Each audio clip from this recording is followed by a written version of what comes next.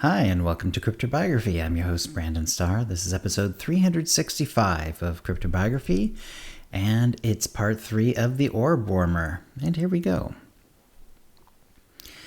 Melissa sat next to Susan about 2 hours into the party. I'm sorry, Susan, I haven't been paying much attention to you, and I invited you here. And you haven't met anyone here before. It's okay, Susan said. It's been fun people watching. Well, you're sweet to say that, Melissa said, but do you like to dance? I'm sure we can ask for a song that doesn't require a couple dancing together, or I'll dance with you if you like.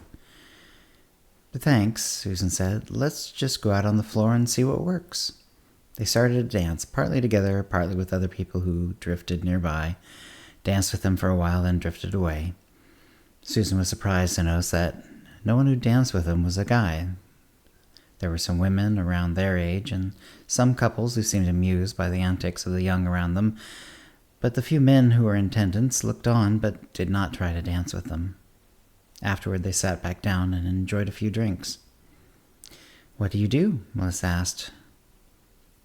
I'm an orb warmer, Susan said. Melissa nodded. Apparently, she expected the answer. So I understand you're a mage, Susan replied. Yes, Melissa said. I am a crop mage. Well, that's important work, Susan said.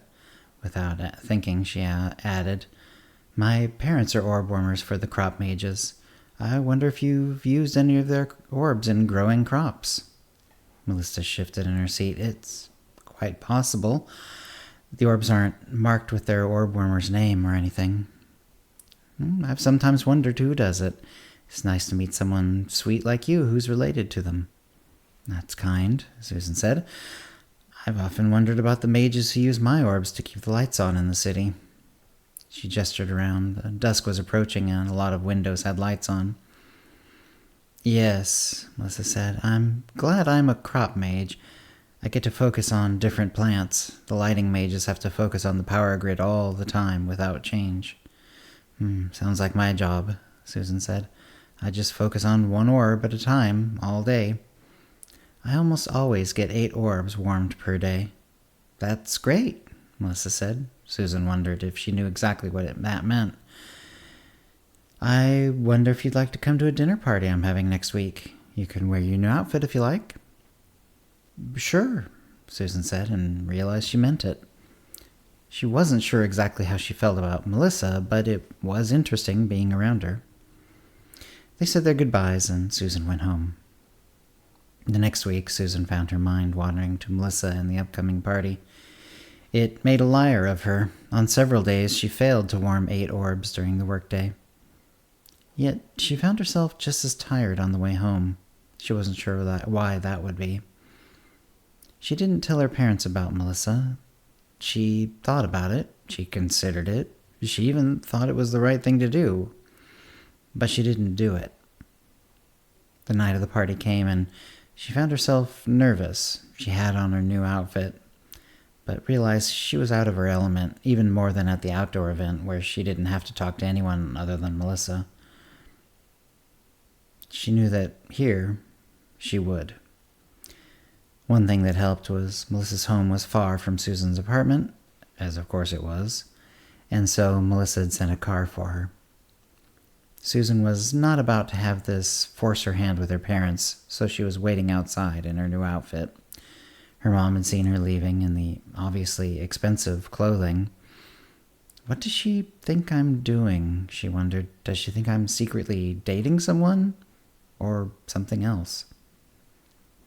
The car was wildly out of place in the neighborhood, where only a few people owned their own cars, and the cars they did own weren't luxury cars. The driver was polite but taciturn, and Susan never even caught his name. They drove for almost half an hour, and then they pulled up to a mansion that could have had 30 bedrooms for all she could tell. The driver had clearly been told to bring her at an appropriate time, that is, fashionably late.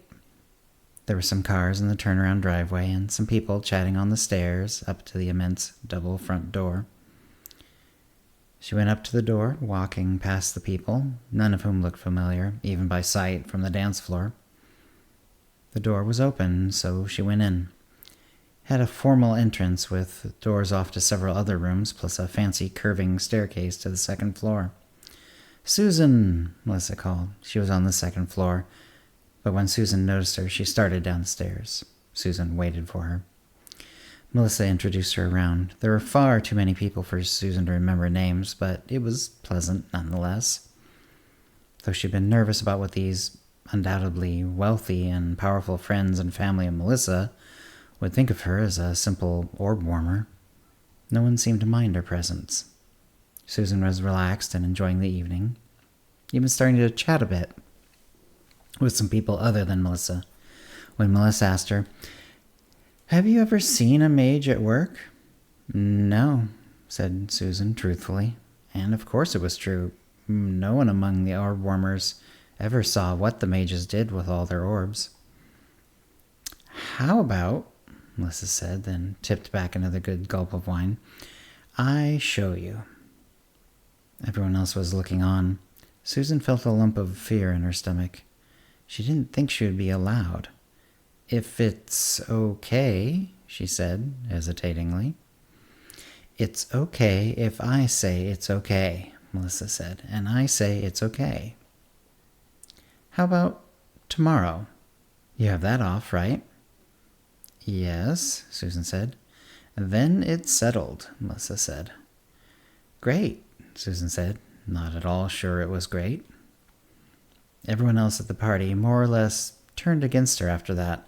She couldn't get them to talk or even look at her. Apparently, seeing a mage work was even more of a taboo than she had known. But Melissa seemed completely unfazed by this. She was, however, becoming quite drunk, and it was possible she did not or could not notice this change of atmosphere in her state. The rest of the dinner party passed slowly, very slowly. No one else would talk with Susan, and Melissa was a little too drunk to see or help. Still, at least she could talk with her. And as the hours of the party wore on, Susan found herself telling herself that she would not be bowed by these people. She would see things through with Melissa, and she didn't care if they didn't like it. Though by the end of the dinner party, she wasn't sure if Melissa would remember and actually take her to see her do sage work. And that's the end of the story for today. If you have any comments or questions about this episode or previous episodes, CryptoBiography@gmail.com, or hit us up on Facebook or Twitter or Mastodon. And thank you for listening.